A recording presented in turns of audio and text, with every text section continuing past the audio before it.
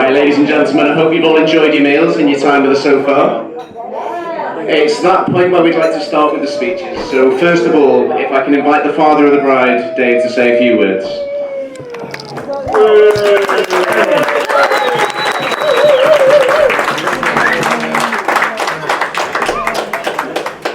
Well, good afternoon, ladies and gentlemen. The part you've all been waiting for, where you can just sit back and relax and watch somebody else make a fool of themselves. For those of you who don't know me, my name's David, Sharon's dad, and as the proud father of the bride,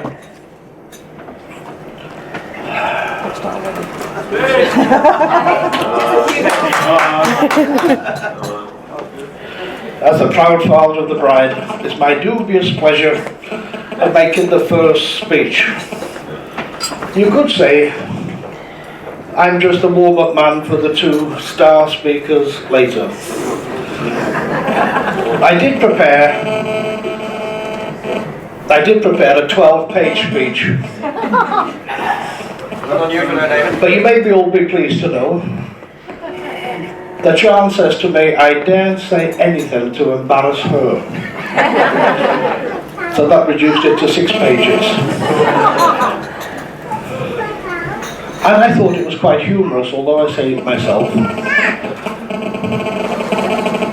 What's with that?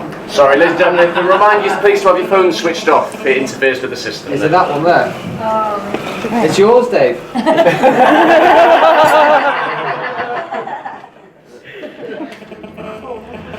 So I was down to 6 pages when she said to me, don't you dare say anything detrimental about Gary. What can I say? Well, that's it then.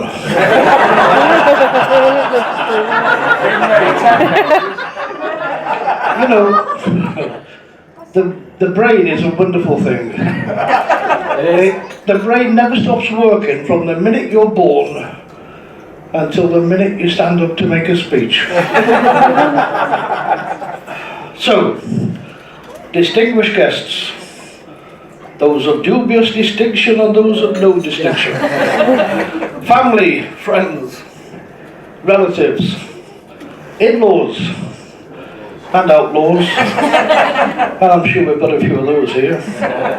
On behalf of my wife Jane and I would really like to welcome you all here to celebrate this very special occasion of my daughter Sharon, the wedding to Gary. I'm really pleased to see you all here. And on a day like this, well, we've had days like this, haven't we? You all look so remarkably healthy. I would like to say a big thank you and well done to both Sharon and Gary, who organised today, as you may know, at very short notice.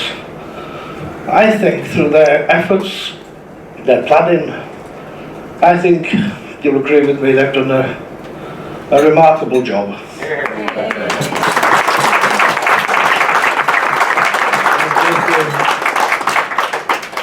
A lot of effort has gone into making this a very special day that Sharon and Gary deserve. And I want to thank Gary's mum Linda, who has made a huge contribution towards the success of today, and to thank her for all the hard work that she's put in.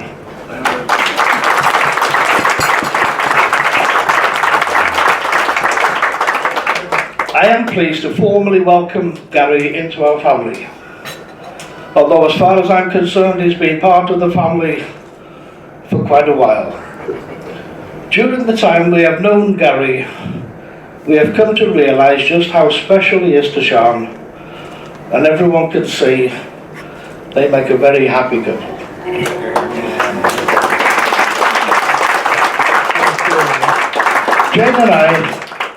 Jane and I have been looking forward to today, not because we want to hand over our responsibility for our daughter.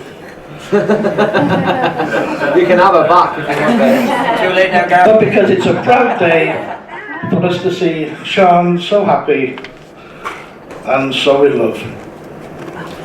Today I look at my daughter and I see an independent, attractive, elegant young lady She obviously takes after her mother.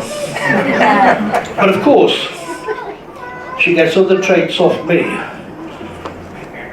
Her cooking ability, her musical talent, her allergy to housework, and for her appreciation of the finer things in life. Oh yeah, the best bit. That's what she gets from me. I have no doubt of Gary's qualities as a husband.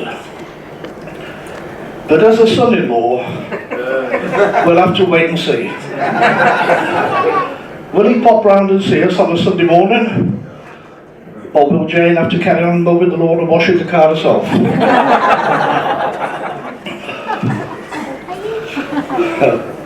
I think men who've had their ears pierced are in good stead for a husband.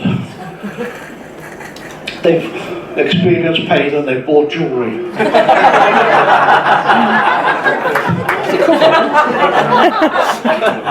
Over the years, I've had the pleasure of watching Sian grow from a gorgeous baby girl who, when we went to my sister's house to visit, slept in the bedroom drawer.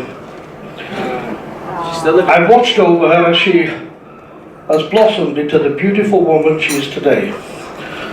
So don't worry, Sian, I'm not going to embarrass you by telling stories of when I used to take you to brownies, or to ballet lessons, or to gymnastics, or the time I took you to Elias Park when you were about 2 or 3, but in your beautiful summer's dress. Only to discover as you came down the slide, you were not wearing any knickers.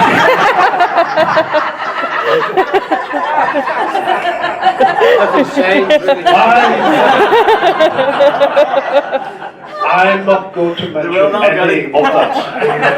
I'm not going to mention it. But I am going to thank you, Sian, for this great honour today. When you and I shared a glance at each other just before I walked down the aisle, I'll cherish that forever.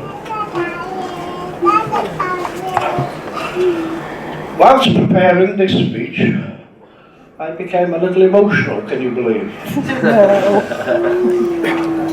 And I remember looking through the biscuit tin, as you do, and old photographs of Sian, and one in particular stood out. I had tears coming down my cheeks. Lying there on the rug, gurgling, dribbling, punching at the lens of the camera, trying to stand up on those little wobbly legs. I'll never forget your 18th birthday.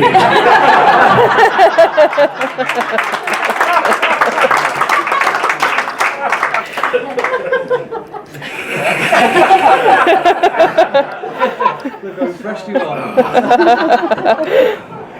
So, it is customary on these occasions to offer the happy couple some worldly advice on marriage. And this is the one time you have to listen to me.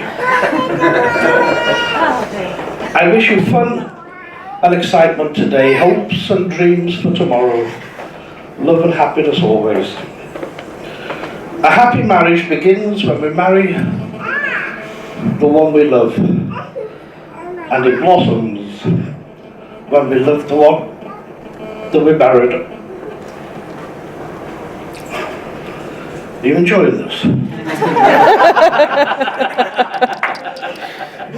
My advice to Sian and Gary is to make the most of the honeymoon period. For those of you who don't know when that is, it's between I do and you'd better.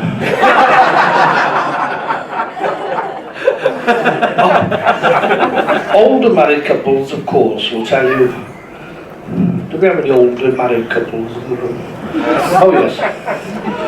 Will tell you that the secret of a successful marriage is patience, tolerance, and forgiveness. Failing that, a bad memory seems to help. Except, of course, when it comes to birthdays or anniversaries. Yeah, of course. You must always remember those. So here's to the groom, a man who keeps his head, though he loses his heart. They say that when a man holds a woman's hand before they get married, it's love. And when a man holds a woman's hand after they get married, it's self-defense.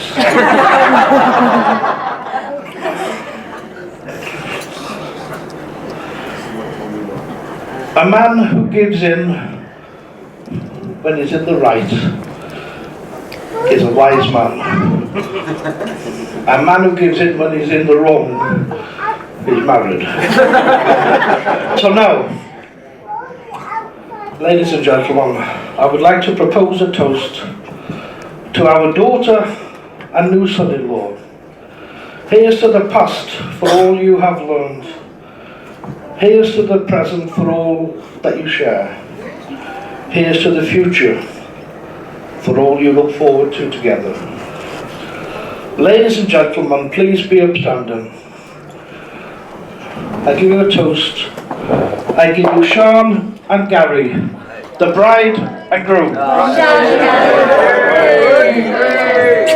Thank you all very much.